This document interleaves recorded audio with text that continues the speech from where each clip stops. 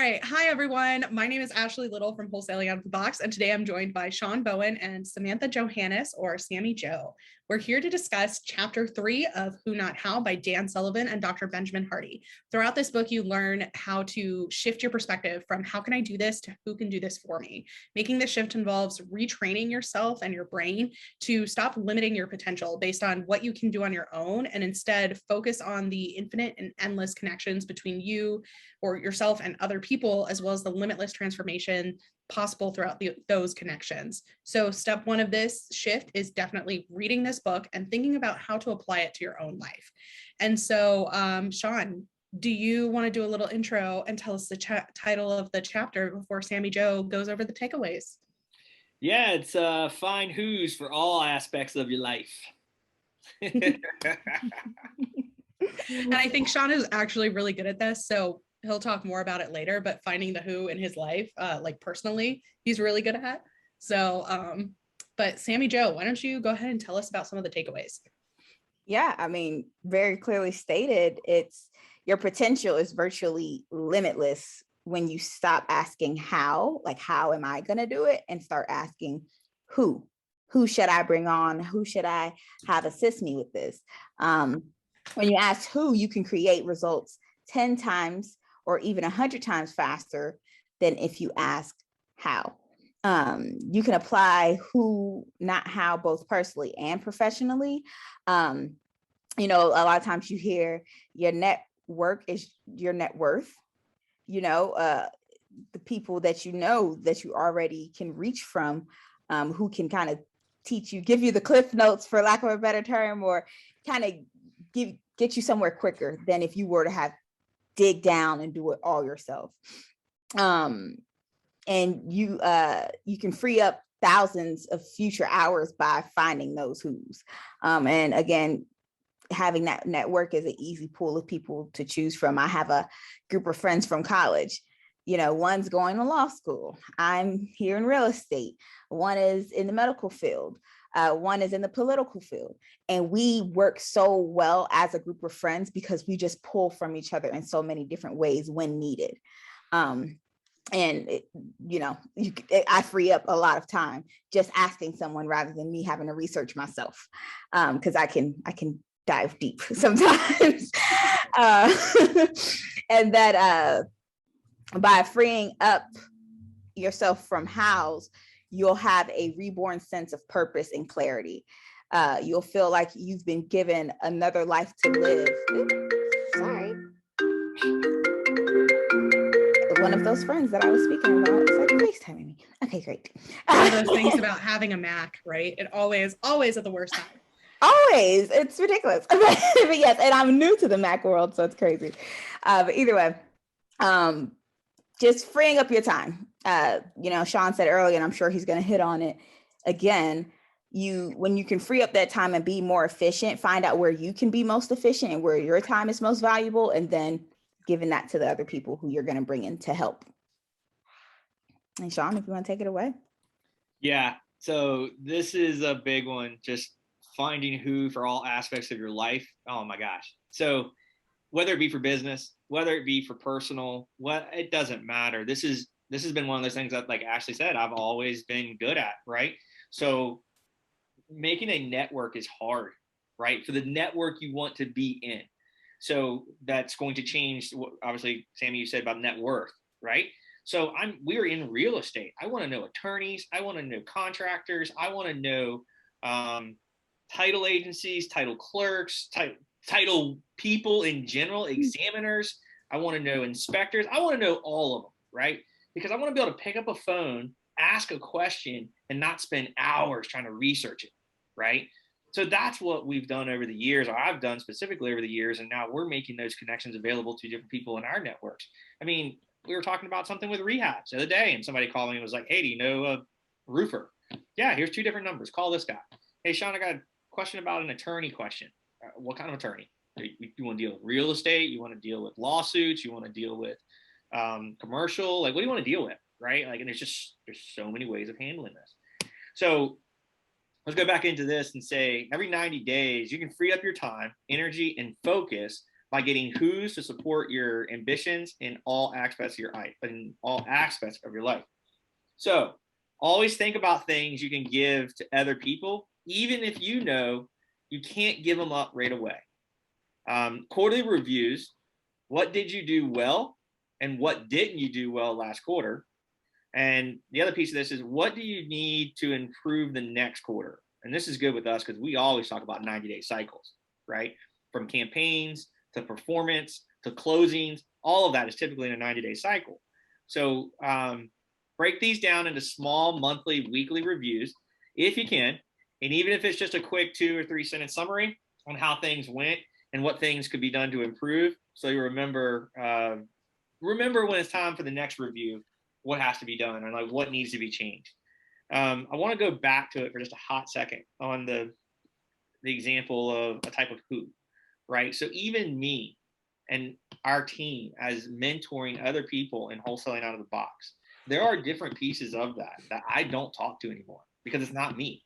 I didn't create it, right? I don't know it, right? So that's an Ashley, that's a Cam, that's a Jacob, that's a Kaylee, and now soon to be Luna and Sammy, right? So like these will be things that you'll create. I have no clue on talking to it. I just know it's what makes our company operate. I don't need to know. I don't need to know the intricacies of it.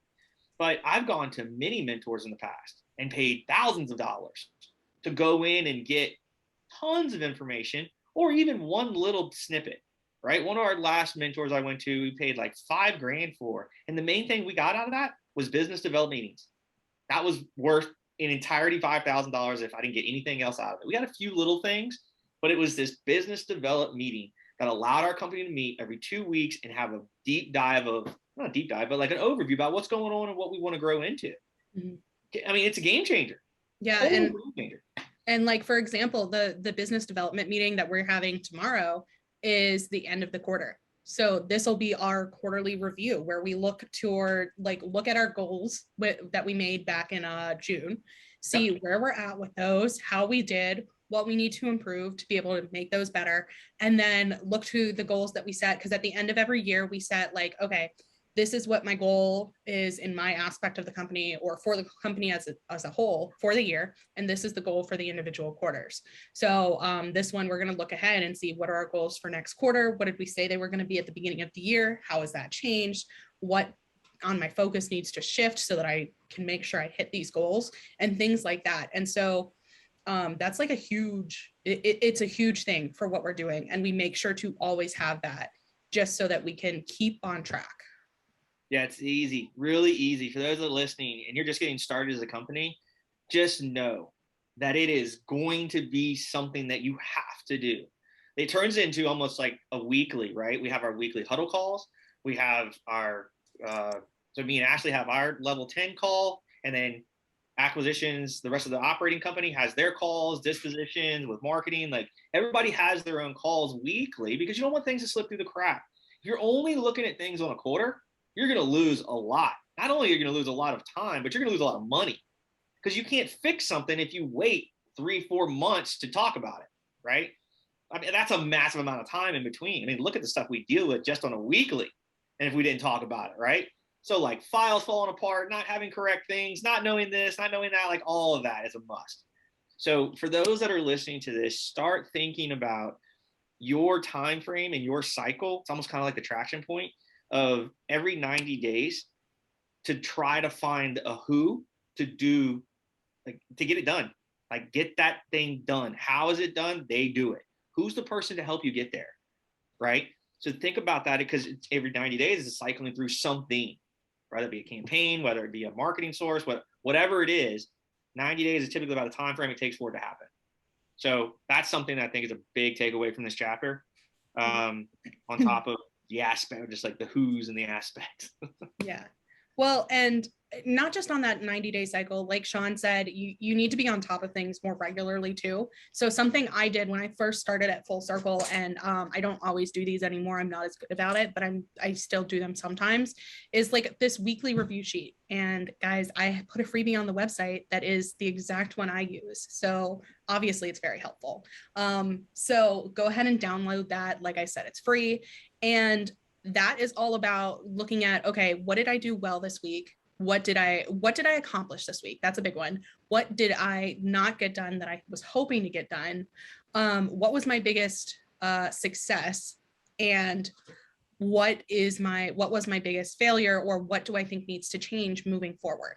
And even if you fill this out and put one sentence each, or not even sentences, but like bullet points, then in 90 days, you're going to have 12 of those that you can go back and review and say, oh, I totally forgot that I need someone to do this task. I need someone to schedule all of my social media ads because it's taking up a lot of time and it's not really something that you have to put a lot of thought into. I've already got it so that everything's written out. I just need someone to press schedule. So I totally forgot about that. That's a good reminder. And yeah, I just think that's super important to think about. Sammy Jo, anything on the 90-day cycle? I know you're still in your first 90-day cycle with us. You're about a third of the way through, maybe almost half. I can't do that math. Look at me after me talking about how I was good at math in the last episode. It's just algebra. It's just algebra. Yeah, I think we got about 40, about half, because I think I'm about 45 days, because it should be early November. So yeah, and truly in the first 30 days, it feels like I've been here 90 days already, because I've gotten so much done in that time. And I think it's because, like I said, if I didn't leave where I was and do this full time, I think we talked about this in the meeting the other day. Some people came on part-time, some people came on full-time. And I'm so worried about, when am I going to get my next deal? When am I going to, my first deal, when am I going to get my deal? How long is this going to take? And it was just me being patient and needing to tell myself to be patient and, doing the work. And then, yesterday it showed for itself. I wasn't expecting that. I wanted to put on my goals, get one accepted offer, but I never wanted to put it on there to kind of give me more anxiety than I already have, so I just never put it down for one of my weekly goals. But that was something, like the questions you just said to ask yourself, that was something I did well this week. Yeah, I got my first contract doing something that I've wanted to do. Like, it's crazy. And it's a small step, but it's such a huge step at the same time. And, that's just 30 days. Imagine what I could do with 2 more of that, and finishing up 90 days. So I'm excited to see and kind of measure myself for that 90-day cycle and see where, the growth comes. Yeah. And I think you'll be ending your 90 days shortly before we do, because in December every year we set out those goals. And so you'll be ending your 90 days shortly before that. And I think that'll give you a good indication of like what you can be thinking about for your goals for 2022. Yeah. And just a little bit of background, guys, on this contract too. It's one that we've had in our pipeline for a really long time. Both Cam and Jacob took swings at it and could not get the seller down to this number. And Sammy Jo came back in, did some more follow-ups, and was able to get the seller at the number we needed him to be at. So, those things pay off. And sometimes, just, it's a little bit of patience involved, but, then it feels great when it pays off too. Like Cam says, the power of follow-up. Yeah. And like I said, and the group, I said that was the best, like alley-oop. Like, you guys had already, it wasn't hard to know what to offer because we had already talked to this guy for a long time. So, that saved me time where now I just knew I needed to seal the deal, do that make that last shot and right at the buzzer. So it was great. All right, cool. So then I want to go into our next section here, which is freedom of time versus freedom of money. So this chapter is the last section of the 4 freedoms. Or the first freedom, which is freedom of time. There are 4 freedoms that they talk about in this book. I'll talk a little bit more about that in a little bit. But the next one is going to be freedom of money. And something that I think is really important to point out is that not everyone is going to have the same freedom of time or freedom of money to start. One of the things that we ask people that come into our program is, do you have more time or money right now? And we don't need to know how much money you have, or we want to know how much you want to commit and how much time you want to commit, but that's not necessarily what we care about. We want to know, is it time or money? Because that's going to affect how we talk to you and lead you down the path. Because there are things like mail, for example. Mail can take a lot of time if you're doing it yourself. But if you don't have the money to pay someone else to do it yet, then use the time. But if you're only working part-time because you want to do real estate part-time, you got time to do the mail. So do the mail yourself, save that money for extra things like gas for driving for dollars or whatever that looks like. And so knowing that limitation, because I think that this book and this chapter in particular doesn't always take that into consideration. People don't have that same level of money, so they can't always hire someone to delegate these tasks to. It's hard to create the freedom of time without having some freedom of money. So even if you find the right who, are you going to be able to offer them the right price that they can accept? Because even if they are really passionate about your vision, like you are, maybe they have a family to feed. Like there's only so much people can do. There's only so much you can do until you have a certain level of income. And so just knowing that and knowing that that doesn't make you a bad business owner. It just means you know your limitations and you're trying to work within them. So keep that in mind and always think about what is my time versus money commitment look like? And if you have a partner at home, make sure you discuss it with them, because they're going to have some ideas of what your time and money look like as well. And I'm sure Sean has had to deal with that a lot too. But just thinking about that, it's not a flaw to not have the money to delegate, even if you want to. It's just knowing that, okay, when I do have the money, this is what I want to delegate, and this is how I can do it. Any thoughts on that, Sean, Sammy Joe?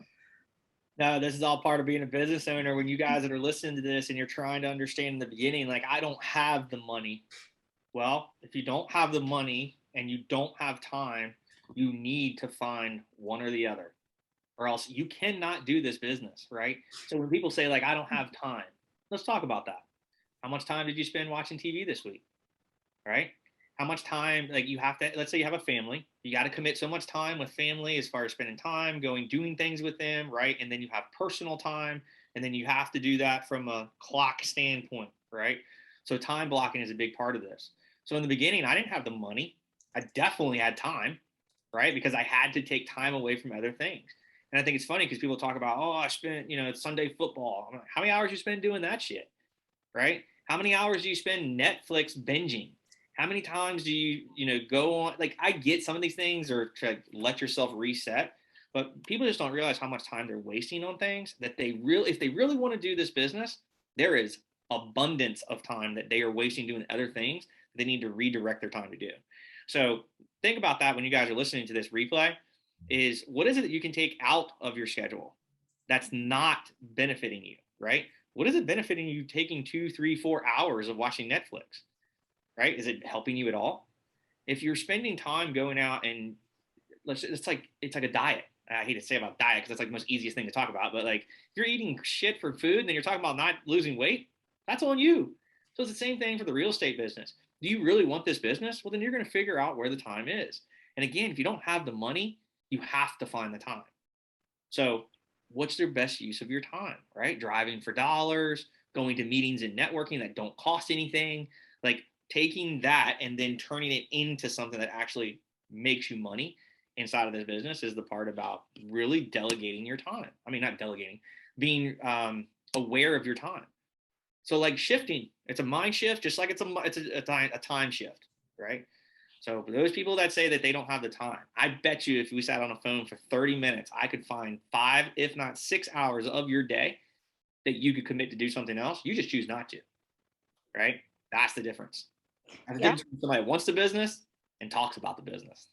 Yeah. I feel personally attacked. Someone's coming after my Bridgerton Netflix binge, but it's fine. But you have to kind of piggyback on, what Sean said. You have to make the best use of your time. Even if, like my boyfriend, he is super like into like anime and like nostalgic types of things. And my brother is the same way. They love watching Power Rangers, like very nostalgic, like I said, types of things. And we've had to have the conversation where it's like, yeah, you don't have to take it all away, but time block, maybe not 4 hours of Netflix or, video games or whatever you want to do. Maybe 1 hour, and you use those other 3 hours dedicating to things that will better yourself, or help you create the money so you can better utilize your time. If you're not happy where you're at right now, you don't have the time to waste, because you want to get where you're going to be happy. And money doesn't always bring happiness, but there's what has become happiness for me just in the last 90 days was being able to better use my time, having the freedom to use my time to create those opportunities for myself.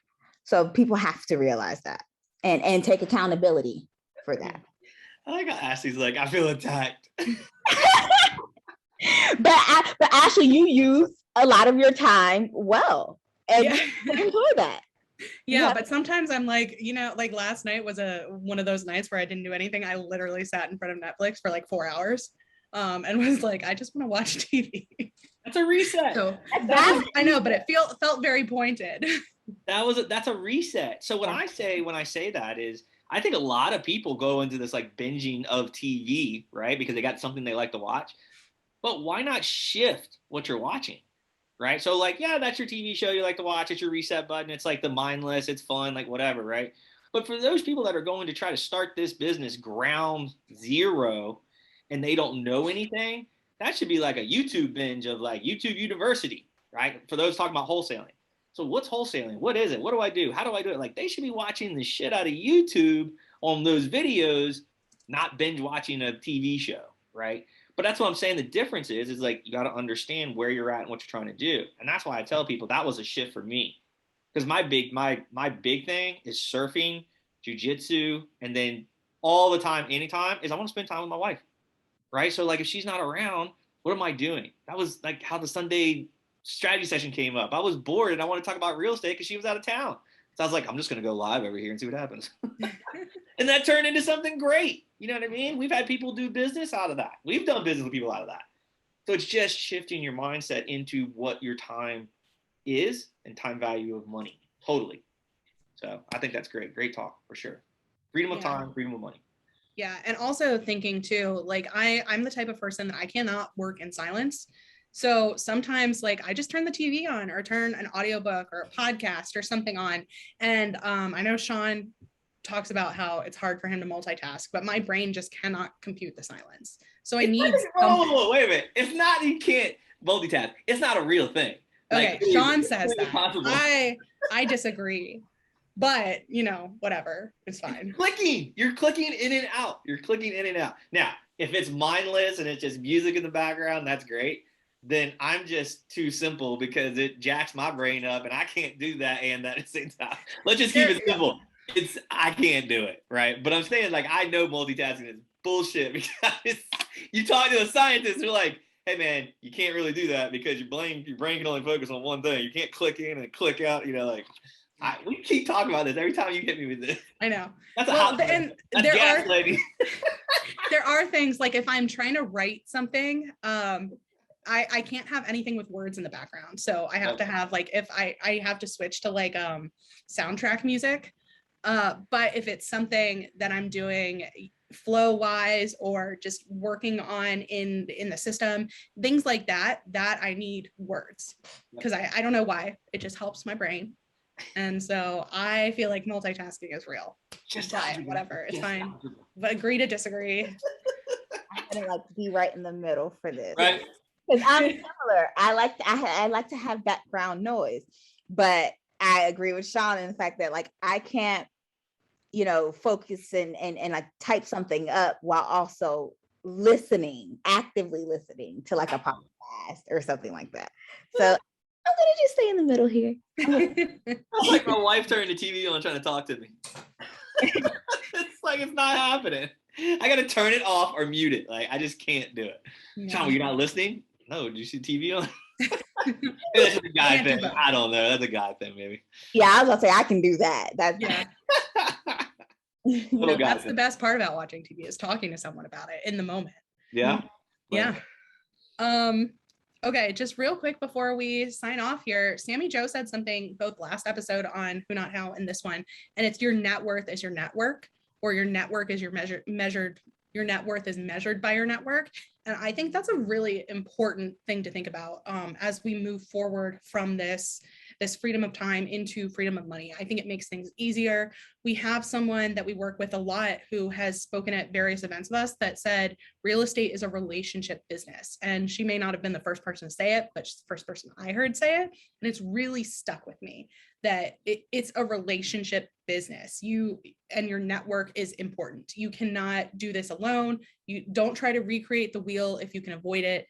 Sometimes it's nice to do that, because then you're like, oh, well, I learned something that's going to help me like in the long run be able to do stuff. There's stuff that with me, because I sort of reinvented the wheel, it's like, oh, now I can do this all the time. We don't have to pay someone $75 an hour to do it. But knowing when that's going to be the case and when it's not. Yeah, that's cool. Very good statement. It's been around for a while, and the whole network is your network, because it is. That's a real, and this is a relationship business. But that goes right along with what you said. If you have a relationship, that's a network, right? Mm-hmm. Then it totally relates to your net worth. Totally agree. That's a good statement all the way around. And I never heard that before. So in my head, it's attributed to Sammy Joe. But it's something I've heard all the time, you know.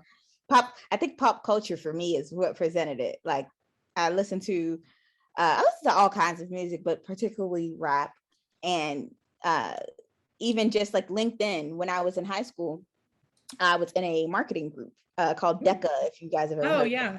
Yeah, I was in DECA. I think Sean's too old. But I have no clue what that means, so keep going. Yeah, he's too old to know. Distributive Education Clubs of America. Okay. And so it was pretty much a networking thing for kids, and I learned about LinkedIn, and I had LinkedIn way back then, which now LinkedIn is one of the main places that I've gotten a job off of, just getting a network on LinkedIn. So it's really the people you talk to and being sure you have those, bouncing ideas off of each other. It's all about who, it's not always how. So definitely. Very cool. Very cool. What else we got? That's it on my end. Anything else you guys want to say about chapter 3 before we sign off? No. Go look for your who. Yes. Go all right. Find your who. Find your who. Find all of your little who's down in Whoville, and your heart will grow 3 sizes that day. Yeah. Time versus money. That's the biggest thing too. That was what helped me decide how I was gonna, matriculate. Is I don't have the money, but I have the time. Yeah, I got the time. There you go. Yeah, it's super important, guys. All right. So thank you everyone for listening to chapter 3 of Who Not How. This also concludes our discussion on part 1, freedom of time. Be sure to go back and check out our previous discussions on freedom of time, and look out for our next episode next month, when we'll start to discuss part 2, freedom of money. If you're interested in hearing us discuss more about this book and get other real estate investing tips and tricks, be sure to subscribe to our podcast anywhere you can listen. In the past, we've discussed traction and never split the difference, and all of those episodes are still available on our website and on YouTube. Finally, if you like what you're hearing or have questions or suggestions, or just want to say hi, please be sure to leave us a comment or a review, find us on social media, anything like that. And that's it for today. Thank you, everyone, and we will talk to you next time. Bye.